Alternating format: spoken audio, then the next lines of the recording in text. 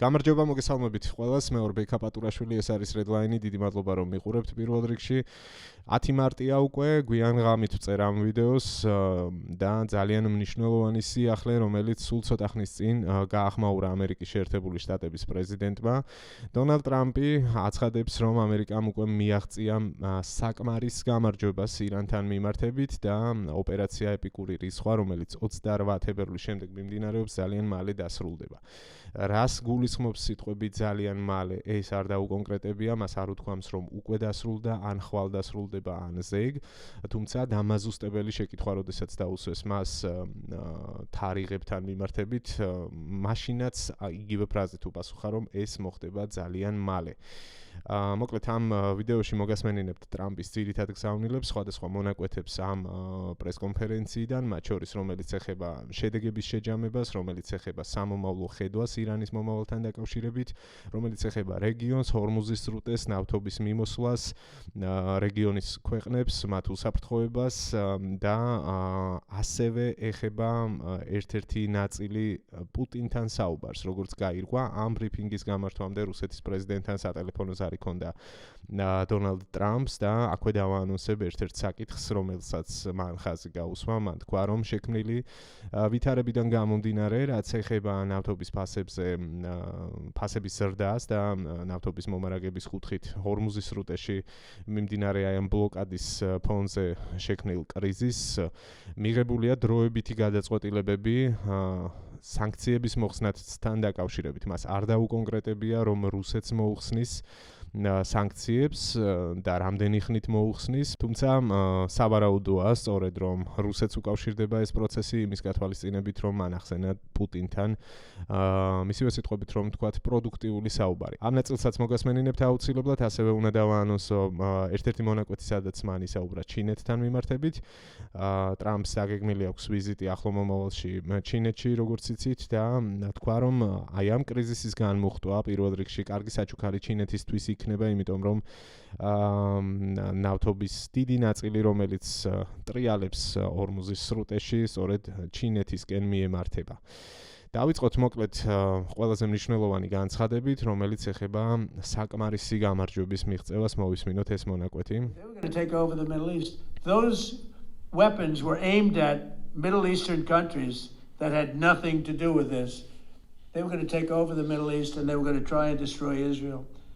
So we stopped it with good timing, and we're very proud to be involved in this, and it's going to be ended soon. And if it starts up again, they'll be hit even harder. Thank you very much for being here. Go ahead, any questions? ანუ წინა ნაწილში საუბრობდა ტრამპი იმის შესახებ, რომ ირანს ძალიან სახიფათო პროგრამები ჰქონდა შეიარაღების მიმართებით, ამაზე კიდევ შევჩერდები მომავალში, სადაც ის ბირთვულ პროგრამაზე საუბრობს, არაკეტო არსენალზე საუბრობს და ირანის არსებული რეჟიმის მანამდე გაცხადებულ გეგმებზე და მათ განზრახვებზე, რომ მათ შეეძლოთ მთლიანად საფრთხე შეექმნათ მთელი რეგიონისთვის დაეკავებინათ, როგორც ტრამპი ამბობს, ახლო აღმოსავლეთის ქვეყნები, გაენადგურებინათ ისრაელი, მაგრამ სწორედ იმის გამო, რომ დროულად გამიზნული სამხედრო ოპერაცია წამოიწყო ამერიკის შეერთებულმა შტატებმა ისრაელთან ერთად, ეს გეგმები სისრულეში ვერ მოვიდა და სწორედ ამას მოვაყოლა შემდეგ, რომ აი ამ სწორად შერჩეული დროის და დარტყმების შემდეგ მათ გაანადგურეს მნიშვნელოვანი არსენალი და გადაარჩინეს მთელი რეგიონი და ეს პროცესი ძალიან მალე დასრულდებაო. ამასთან ამ ნაწილში ტრამპი ამბობდა იმასაც, რომ თუ საჭირო გახდა დამატებით ზომების მიღება და დამატებით დარტყმების განხორციელება, ეს კიდევ უფრო მძიმე შედეგების მომტანი იქნება ირანისთვისო.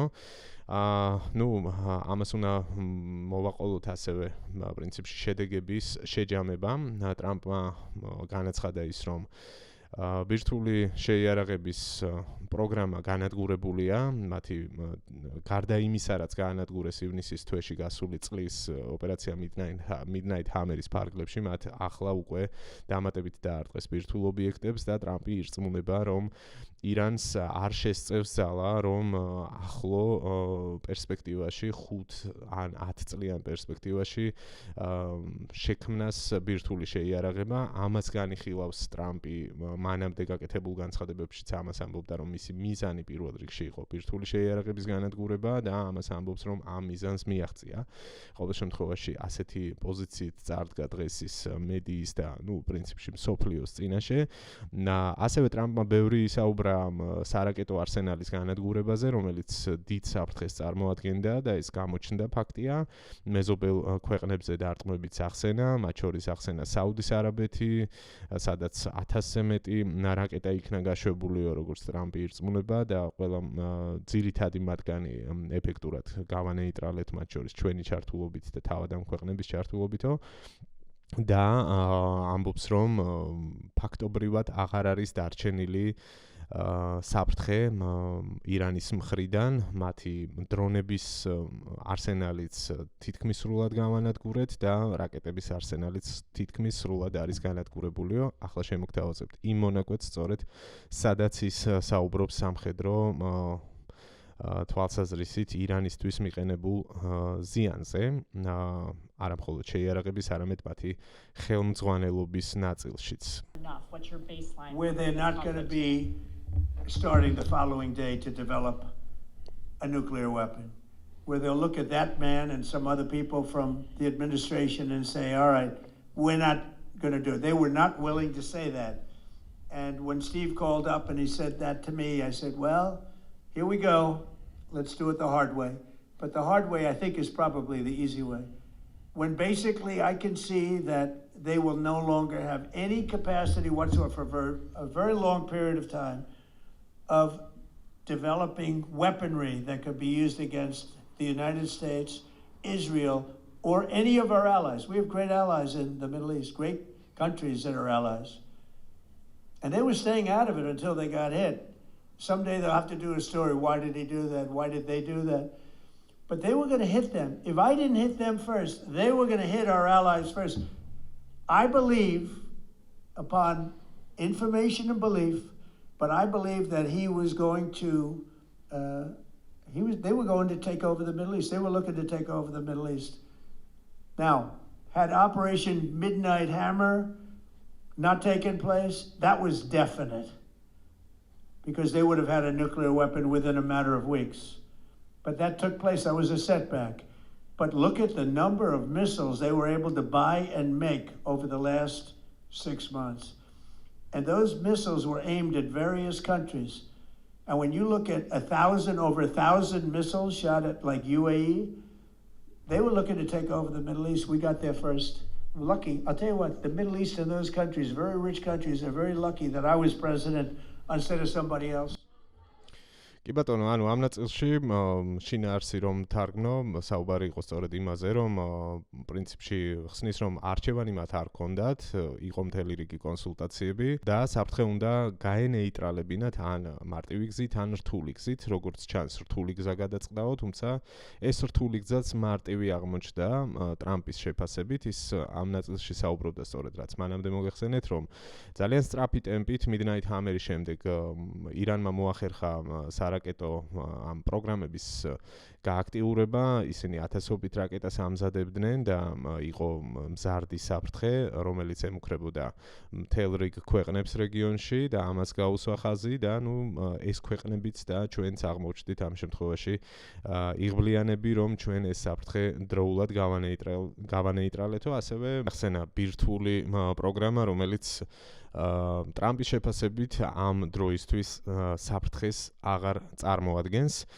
ასევე ამერიკის პრეზიდენტი საუბრობდა ამ პრესკონფერენციის დროს ტერორზე, რომლის ქვეშაც მოქმედი რეჟიმი ჯერ კიდევ ამყოფებდა და ამყოფებს მთელს რეგიონს ნავთობის და ენერგორესურსების გადაზიდვის ნაწილში, სწორედ ჰორმუზის სრუტის გადაკეტვას და ბლოკადას გულისხმობს ამ შემთხვევაში და ტრამპი ამბობს ასეთ რამეს, რომ ის აღარ მისცემს უფლებას ამ რეჟიმს, რომ დაატეროროს მსოფლიო და ამ ნაწილში გააჟღერა მან მუქარა, სწორედ თუ მსგავს რამეს გააკეთებენ, იქნება უფრო მკაცრი და უფრო ძლიერი რეაგირება. ეს ნაწილიც მოვისმინოთ და განვაგრძოთ შემდეგ უკვე მიმოხილვა. As we continue Operation Epic Fury, we're also focused on keeping energy and oil flowing to the world, and I will not allow a terrorist regime to hold the world hostage and attempt to stop the globe's oil supply, and if Iran does anything to do that, they'll get hit at a much, much harder level. I will take out those targets that were easy and that I mentioned just before. We'll take them out so quickly, they'll never be able to recover, ever. If they want to play that game, they better not play that game. In the long run, oil supplies will be dramatically more secure without the threat of Iranian ships, drones, missiles, nuclear menace, or anything. So the Strait of Hormuz is going to remain safe. We have a lot of Navy ships there. We have the best equipment in the world, inspecting for mines. Again, most of their ships are down at the bottom of the sea, but we will hit them so hard that it will not be possible for them or anybody else helping them to ever recover that section of the world if they do anything. In recent years, the regime and its terror proxies have launched attacks on hundreds of commercial vessels. We're putting an end to all of this threat once and for all, and the result will be lower oil prices, oil and gas prices for American families. We've done that. We've done it. We brought it very low. This was just an excursion into something that had to be done. We're getting very close to finishing that too. In the meantime, during this brief disruption, the United States is offering political risk insurance to any tankers operating in the Gulf. So we're putting up risk insurance. We'll perhaps go alongside of them for protection. We don't think it'll be necessary. If it is, and if ამ ნაწილში მნიშვნელოვანი არის ის, სადაც ტრამპი ამბობს ასეთ რამეს, რომ ჩვენ უზრუნველყოფთ უსაფრთხოებას ჰორმუზის სრუტის. მანამდე პრეისტორიაზე იყო საუბარი, რომ ირანი და მისი პროქსები ატერორებდნენ წლების განმავლობაში კომერციულ გემებს, იყო თავდასხმები და ის რაც თქვი უკვე, რომ ტრამპი პირობას დებს, რომ არ მისცემს მსოფლიოს მძევლად აყვანის საშუალებას ირანის რეჟიმს.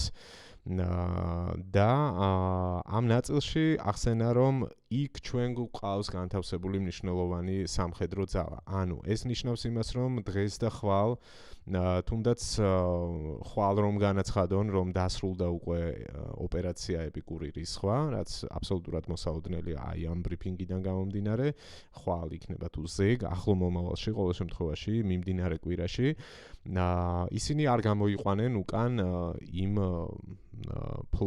ფლოტილიას, როგორც ამას თავად ტრამპი ამბობდა, რომელიც განთავსებული ყავთ, ავიამზიდებს დატოვებენ დიდი ალბათობით გარკვეული პერიოდის განმავლობაში და ამით გადააზღვევენ რისკებს. ასევე ტრამპი ამბობს, რომ ის თავაზობს, ის უზრუნველყოფს, ამერიკის შეერთებული შტატების ფლოტი უზრუნველყოფს უსაფრთხო გაცილებას გემების ჰორმუზის სრუტეში და მათ ესკორტს, ასე ვთქვათ.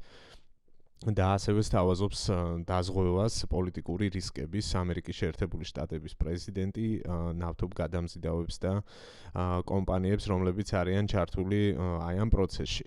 აი სწორედ ამ ამბავს მოაყოლა მან, რომ ეს უსაფრთხოების გარანტიები და სიტუაციის განმუხტვა, საფრთხის განეიტრალება, მათ შორის სწორედ სამხედრო შესაძლებლობების განადგურებას გულისხმობს აქ, იგივე ირანის ფლოტის ბოლო მონაცემებით 40-ზე მეტი ხომალდი გაანადგურა ამერიკის შეერთებულმა შტატებმა, ყოველ შემთხვევაში ამას აცხადებს ცენტრალური სარდლობა შეერთებული შტატების. ამ ყველაფრით მათ შორის ჩინეთს უკეთებთ მნიშვნელოვან საჩუქარსო და თან ახსენა მისი მომდევნო ვიზიტი სწორედ ჩინეთში და სი ძინპინთან შეხვედრა დაგეგმილი. ეს არის მნიშვნელოვანი პოლიტიკური ამბავი, რაც საგულისხმო არის და გავაგრძელოთ მოკლედ მოსმენა ამ მონაკვეთების და შემდეგ უკვე ვისაუბროთ იმაზე თუ რა პროცესი შეიძლება განვითარდეს იმ ფონზე, რომ ამერიკის შეერთებული შტატები შეწყვეტს ოპერაციას, მაგრამ იქ დატოვებს ძალებს და რას შეიძლება გულისხმობდეს ეს მუქარა თავი ერთის მხრივ ირანის რეჟიმის მიმართ და რა სცენარი შეიძლება გამოიკვეთოს აქ შემდგომი პოლიტიკური პროცესის ნაწილში. მათ შორის ჩვენ ვისაუბრებთ აუცილებლად რეჟიმის ცვლილების საკითხზე, რომელზეც მინიშნებები ასევე გააკეთა ტრამპმა, მოვისმენთ იმ ნაწილებსაც, სადაც იგივე ახალ სულიერ ლიდერზე ალი ხამენეის მემკვიდრეზე მოჩთაბა ხამენეიზეც გააკეთა ტრამპმა კომენტარი. მანამდე ვნახოთ ეს ჩინეთთან დაკავშირებული განცხადება. The price will be incalculable. It will be so great that they will have wished they never did it.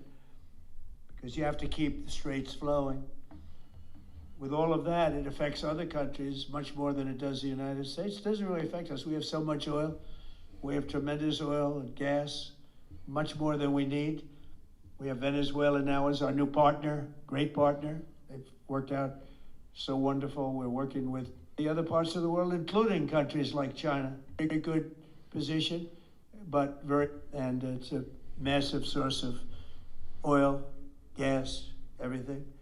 But we're in a very good position, but very unfair to other parts of the world, like China as an example. I mean, we're doing this for the other parts of the world, including countries like China. They get a lot of their oil through the straits. So we're doing this. We have a very good relationship with President Xi in China. I'm going there in a short period of time, and we're protecting the world from what these lunatics are trying to do, and very successfully, I might add. We're also waiving certain oil-related sanctions to reduce prices. So we have sanctions on some countries. We're going to take those sanctions off till this straightens out. Then who knows, maybe we won't have to put them on. There'll be so much peace.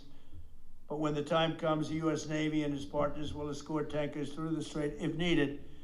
I hope it's not going to be needed, but if it's needed, we'll escort them right through.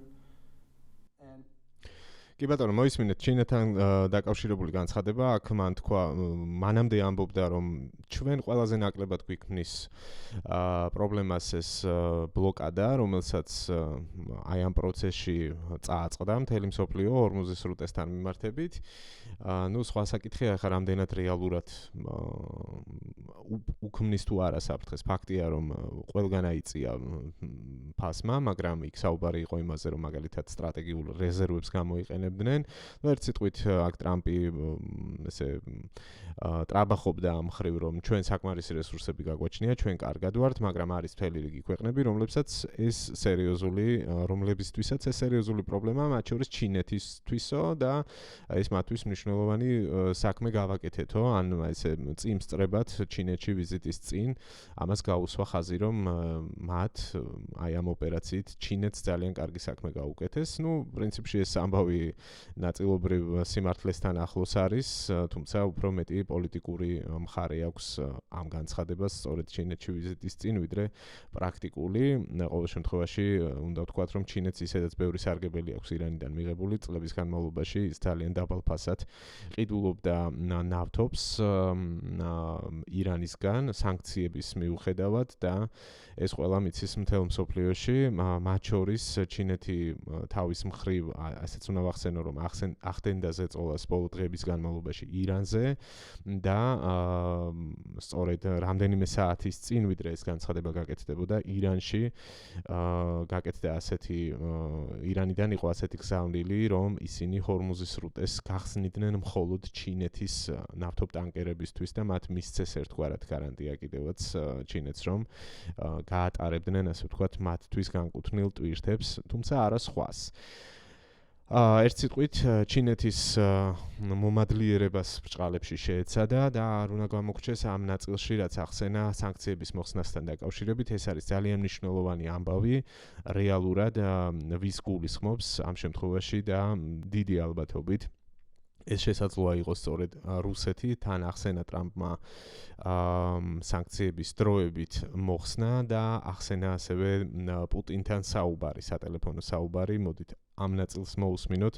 მოდით ესე გავაკეთოთ, რომ ძირითად ფრაგმენტებს ჯერ გავყვეთ ესე ნიუსურად, ასე ვთქვათ, რომ მოისმინოთ რა იყო მნიშვნელოვანი და ბოლო ნაწილში შევაჯამებ და სამომავლო პერსპექტივასთან დაკავშირებითაც რა იკვეთება აი ამ განცხადებებიდან ბოლო ნაწილში მექნება ასე ვთქვათ შეჯამება ჯერ დრო დაუთმოთ მთავარ ახალ ამბებს მოდით ვნახოთ ახლა პუტინთან დაკავშირებული სატელეფონო ზარის შესახებ ტრამპის განცხადება Do you approve of Iran's new supreme leader? And secondly, can you tell us more about your call with Russian President Vladimir Putin today? Yes. What did you discuss? Yes, I had a very good call with President Putin. We had a lot of people on the line from our side, from his side. We were talking about Ukraine, which is just a never-ending fight. And look, there's tremendous hatred between President Putin and President Zelensky. They can't seem to get it together. But I think it was a positive call on that subject. And we obviously talked then about the Middle East. And he wants to be helpful. I said, you could be more helpful by getting the Ukraine-Russia war over with. That would be more helpful. But we had a very good talk, and he wants to be very constructive. Yeah. ტრამპი პუტინზე ასეთ რამეს ამბობს, რომ ჩვენ ახლო აღმოსავლეთზე ვისაუბრეთ და მას უნდა რომ სარგებელი მოიტანოს ამ მხრივ და დაგვეხმაროსო, ასე ვთქვათ, დამხმარე იყოსო ჩვენიო. მეორე საკითხია, რამდენად პუტინს მსგავსი გეგმები გააჩნია, ცალსახად ესე არ არის. ნუ ისაც თქვა, რომ უფრო კარგი დახმარება ის იქნებოდა თუ შეჩერდება და შეაჩერებ ომს უკრაინასთან მიმართებაშიო, ასე ვუთხარიო. და ნუ ვისაუბრეთ უკრაინის შესახებ, რომელიც არა და არ დამთავრდა ესეთი გზავნილი გააკეთა. საინტერესოა როგორ გადათამაშდება ახლა აი ეს პროცესი უკრაინის ომთან მიმართებაში. ეს ყველაზე მეტად მაინტერესებს ახლა ამ მომენტში პუტინთან ზარი ახლო აღმოსავლეთში მიმდინარე მოვლენები, ნავთობი, სანქციების მოხსნა, ეს კომბინაცია რა შედეგს იძლევა, რა გათვლა აქვს ამ შემთხვევაში ტრამპს. ერთი რამ ფაქტია, რომ თუ რუსეთს ნამდვილად მოუხსნის შტატები სანქციებს, ეს არ იქნება კარგი ამბავი უკრაინისთვის.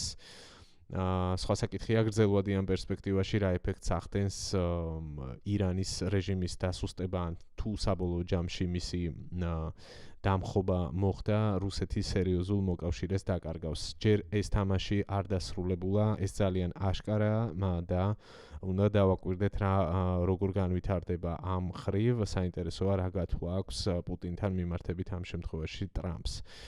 ამაზე ალბათ ბევრი ცხელი დისკუსია მომდევნო დღეებში გველოდება და კიდევ ბევრი რამ გახდება ამ მხრივ ცნობილი. ახლა კი დაუბრუნდეთ მოდით უშუალოდ ირანის მომავალს და მოვისმინოთ ის ნაწილი, სადაც მან მოჩტაბა ხამენეიზეც ისაუბრა და პერსპექტივაში ვინ შეიძლება მართოს და როგორი მართვა იქნება ამერიკის შეერთებული შტატებისთვის მისაღები. აი ამ ნაწილში გააკეთა მნიშვნელოვანი პოლიტიკური განცხადება. ვნახოთ ეს ფრაგმენტიც.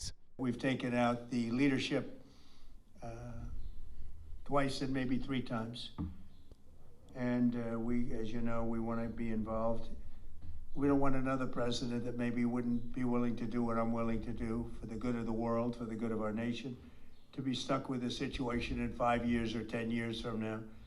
So we think they should put a president in or the head of the country in that's going to be able to do something peacefully for a change. They've been doing this for 47 years, killing people for 47 years, whether it's the barracks or even the SS Cole where they were involved very strongly. They always denied it. But where they were very strongly involved, and all of the people that died through the roadside bombs died and are right now walking around with no legs, no arms, a face that's been so badly damaged. The Iranian regime has been attacking Americans and spreading terror for 47 years, and despite these countless opportunities to renounce their nuclear ambitions, which they had just a short while ago, they told Mr. Witkoff, who is standing right over here, they said, they actually said, we want to keep building, essentially, in a real nutshell, we want to continue to build nuclear weapons. If we didn't knock out Midnight Hammer, if we didn't knock out their Iranian potential, if we didn't do that with Midnight Hammer, they would have had a nuclear weapon. They would have used it long before now. And at a minimum, Israel would have been annihilated. ხო, ნუ შემდეგ უკვე ბირთვული საფრთხეები მოაყოლა, მაგრამ რაც ამ ნაწილში მნიშვნელოვანი იყო, მან ცალსახად მიანიშნა იმაზე, რომ არსებული რეჟიმისთვის ფაქტობრივად პოლიტიკურად განაჩენი გამოტანილი აქვს ამერიკის შეერთებულ შტატებს და ტრამპი ცალსახად ამბობს, რომ მათ ჭირდებათ ირანში ვინმე ისეთი ლიდერი, რომელიც შვიდობას მოიტანს რაღაც მინიმუმ საშუალო ვადიან გათვლაში და 5 და 10 წლიან პერიოდში ამ რეგიონს წაიყვანს მშვიდობისკენ და ამაზე იყო შემდეგ საუბარი, რომ რას აკეთებდა 47 წლის განმავლობაში არსებული რეჟიმი, რომ ის ხოცავდა ხალხს, მათ შორის ამერიკელებზე გააკეთა აქცენტი და გზებზე დადებული ნაღმებით აფეთქებული ჯარისკაცებიდან დაწყებული მივიდა უკვე ბირთვულ საფრთხეებამდე, რომელიც ტრამპის შეფასებით იყო აბსოლუტურად რეალური. რაც შეეხება მოჯტაბა ხამენეის და მომდევნო ლიდერს, ამაზე დამატებით შემდეგ უკვე ცხადია გაჩნდა ინტერესი და ჟურნალისტებმა დამატებით კითხვები დაუსვეს და შემდეგი პასუხი მოვისმინეთ, ეს უკვე 34 წუთზე გვაქვს. აი აქ. Do you have to take him out? Does he have a target on his back? You mean the new supreme leader? We know a lot about him. ანუ ჟურნალისტი ეკითხება, არის თუ არა სამიზნე მოჯტაბა ხამენეი. Do you have to take him out? Does he have a target on his back? You mean the new supreme leader? You mean the son? How can there be in Iran? Well, I don't want to say that, but I was disappointed because we think it's going to lead to just more of the same problem for the country. So I was disappointed to see their choice. You've said you have someone in mind to be the new Iranian leadership, if not the Ayatollah's son. What are you looking for in that person? Are you looking? ხო, ვიდრე ამ კითხვაზე გადავალ და მის პასუხზე, მოკლე პასუხი იყო და ბარემ შინაარს ვიტყვი.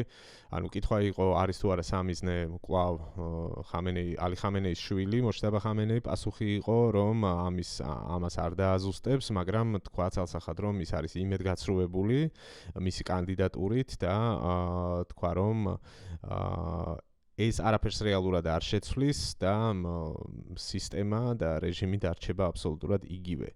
ანუ ხამენეი 1-ის ლიკვიდაციის შემდეგ ხამენეი 2-ის დანიშნა არანაირად არსებით ცვლილებას არ ნიშნავს. ამის შემდეგ უკვე ეს შემდეგი კითხვა სხვა ჟურნალისტის მხრიდან ეხება მოიაზრებს თუ არა ვინმეს, რადგან ცალსახა პოზიცია არსებობს ხამენეისთან მიმართებით, მოიაზრებს თუ არა სხვა ვინმეს, ვინც შეიძლება გაუძღვეს ირანს. Given that you just said that their leadership has been I like the idea of internal and eternal, come to think of it. But I like the idea of internal because it works well. I mean, I think we've proven that so far in Venezuela. We have a woman, Delcy, who has been president of the country, very respected, she's doing a great job. And it's, no disruption. We had, as you remember, Iraq, where everybody got fired. The military got fired, the police got fired, the politicians got fired. There was nobody. And you know what they turned into? ISIS. And we don't want that. We don't want that. So I would like to see people that are inside go. Now they talk about the son of the Shah. They talk about other people. But, hasn't been there in many, many years. We have a formula that's been very good so far, and I think it'll continue to be good. The relationship is extraordinary with Venezuela, smart country. We've taken out 100 million barrels of oil. It's right now. ხო, აქ უკვე ვენესუელაზე აგრძელებს, მაგრამ სათქმელი თქვა პრინციპში და დავასრულოთ.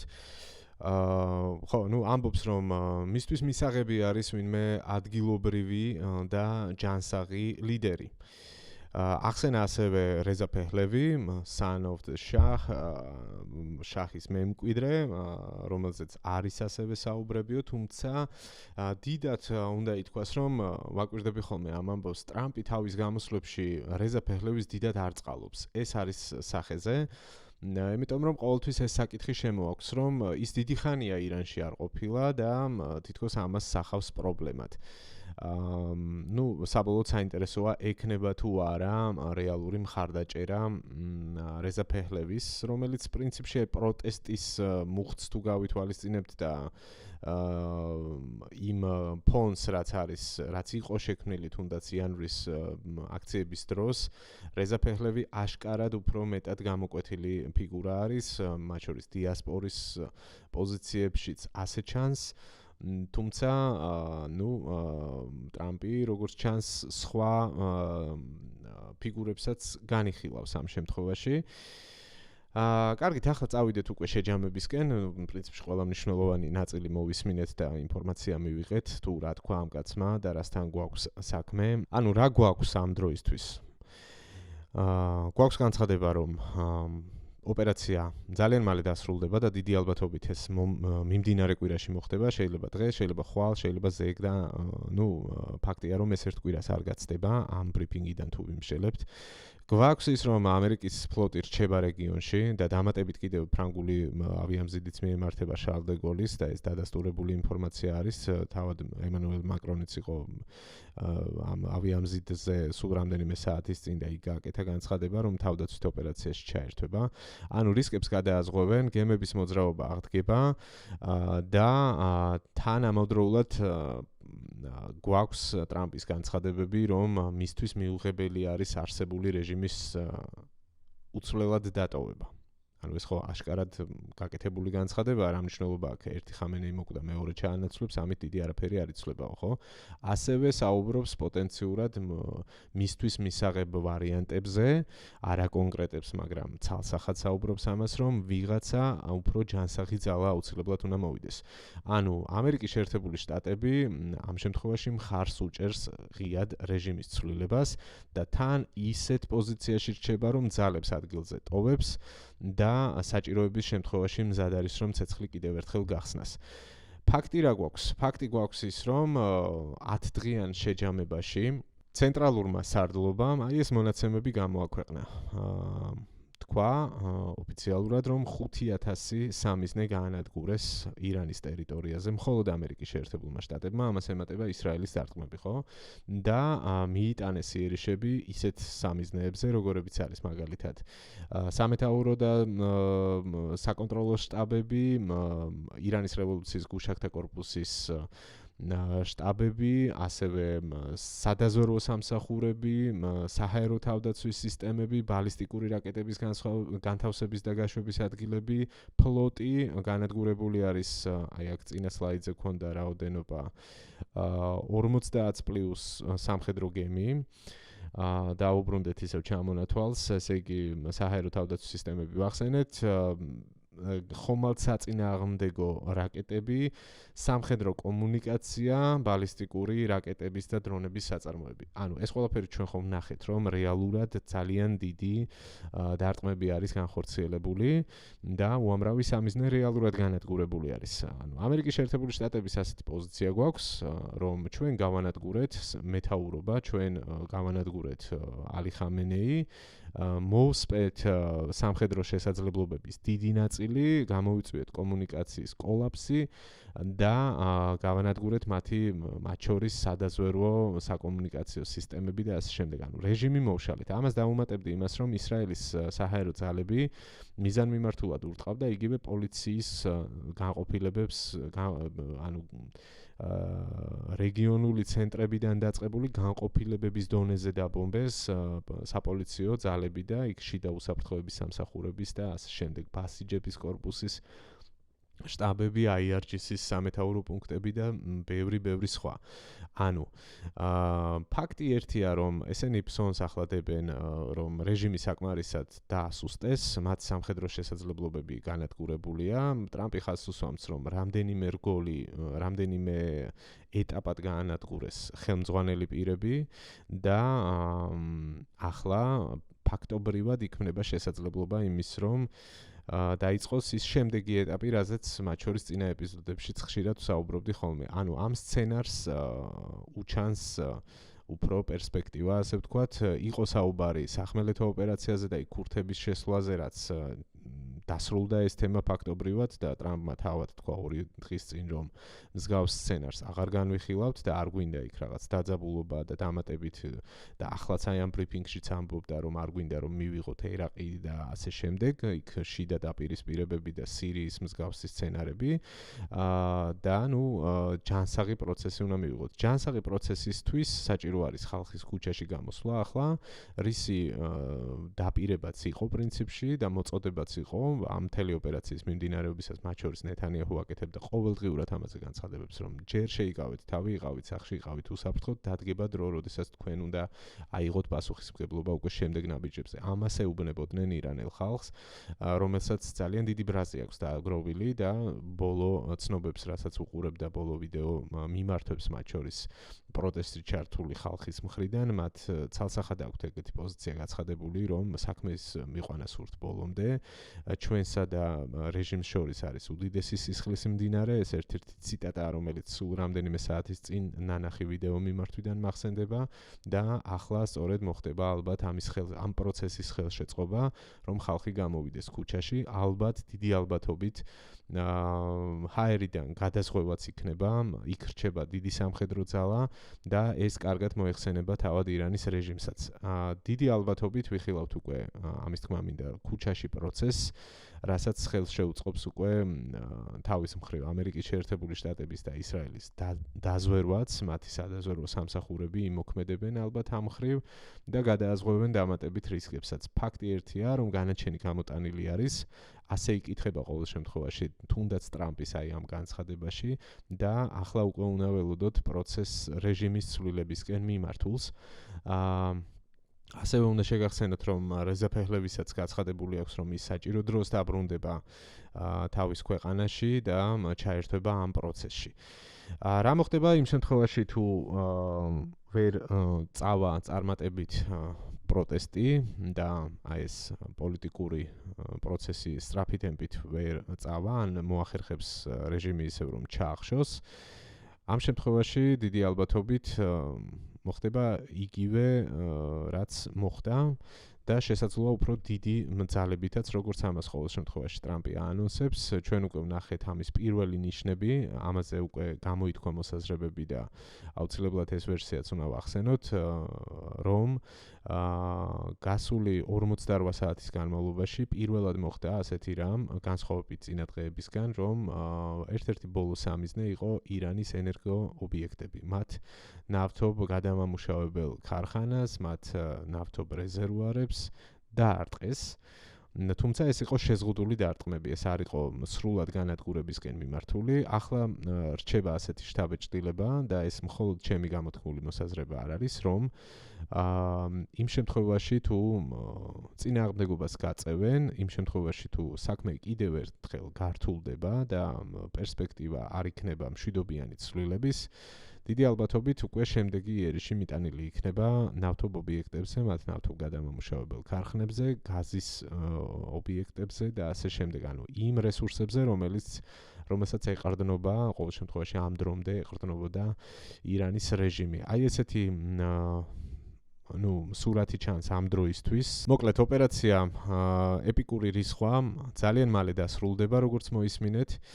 საინტერესოა ისრაელის მოქმედებები როგორი იქნება, დიდი ალბათობით, რადგან ამ დრომდე შეთანხმებულად მოქმედებდნენ, თუ ამერიკის მხრიდან დასრულდება ოპერაცია, ისრაელიც, ყოველ შემთხვევაში იმ მასშტაბით არ გააგრძელებს, რა მასშტაბითაც აქამდე იყო ჩართული, შესაძლოა ნაწილობრივ იყოს რაღაც დარტყმები, მაგრამ მთლიანობაში ისრაელის პოლიტიკა და გადაწყვეტილებები თანხwebdriverში იქნება წესით ამერიკის შეერთებული შტატების პოზიციასთან და გადაწყვეტილებებთან და, როგორც თქვით, შემდეგი ეტაპი დიდი ალბათობით იქნება ქუჩაში, რა მოხდება, როგორ ამოიქოქება ხელახლა ეს საპროტესტო მუხტი, რომელიც ძალიან დიდი იყო იანვრის თვეში და უნდა მივადევნოთ თვალი ამ პროცესს. დანარჩენი თქვენი მოსაზრებებიც გამოთქვით, ცხადია კომენტარებში, საინტერესოა. ყოველ შემთხვევაში მე არაფერს არ მომტკიცებ, უბრალოდ ის ვერსია, რაზეც ახლა ვისაუბრე, არის ის პირველი მოსაზრებები, რაც აი ამ ყველაფრის მოსმენის შემდეგ რაც ერთად მოვისმინეთ პრინციპში და რაც გაჩვენეთ ახლა აი ამ ტრამპის განცხადებებიდან გამომდინარე ეს ვერსია იკვეთება რომ საქმე მიდის უკვე შემდეგ ეტაპზე სადაც ქვემეხები ჩერდება და უკვე ქუჩაში გადაინაცვლებს პროცესი ვნახოთ რამდენად მასშტაბურად მოახერხებს ირანელი ხალხი ისევ კიდევ ერთხელ მობილიზებას და რამდენად იმუშავებს შტატების პრეზიდენტის ეს მუქარა რეჟიმის მიმართ და რამდენად იმუშავებს და მოახდენს გავლენას ის დარტყმები, რომელიც უკვე განხორციელდა გასული 10 დღის განმავლობაში რეჟიმის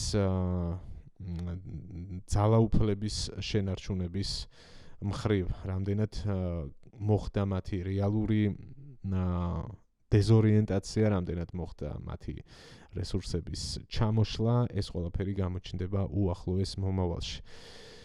უნდა მივადევნოთ ცხადია თვალი. დიდი მადლობა ყურადღებისთვის. თუ ამ დრომდე მიყურებდით და საინტერესო იყო ეს ვიდეო თქვენთვის, არ დაგეძაროთ და ლაიქეთ, ეს აბსოლუტურად უფასო არის. თუ მოგწონთ ეს არხი და არ გამოგიწერიათ ამ დრომდე, ან დღეს აღმოაჩინეთ პირველად და ფიქრობთ, რომ საინტერესო არხია და საინტერესო ინფორმაციას მიიღებთ მომავალშიც, რაც ჩემის მხრივ შემიძლია დაგპირდეთ.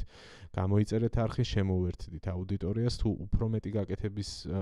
უფრო მეტის გაკეთების სურვილი და საშუალება გაქვთ, ჩაერთეთ დონაციაში, ერთადერთი სპონსორი ხართ თქვენ, ჩემი და ძალიან დიდი მადლობა მათ, ვინც უკვე არიან ჩართული. დონაციის მსურველებს შეგიძლიათ შეამოწმოთ ვიდეოს აღწერაში არსებული მონაცემები, Patreon-ი, PayPal-ი, პირადი ანგარიშის ნომერი, ყველა მონაცემი დატანილი მაქვს და დანარჩენი თქვენი გადასაწყვეტია ცხადია. დიდი მადლობა კიდევ ერთხელ ყურადღებისთვის. საინტერესო მოვლენები ვითარდება, მალე დაგიბრუნდებით ისევ მოვლენების განვითარების შესაბამისად, შეჯამებით, მიმოხილვით და სიახლეებით. ნახვამდის, დაელოდეთ შემდეგ ეპიზოდს.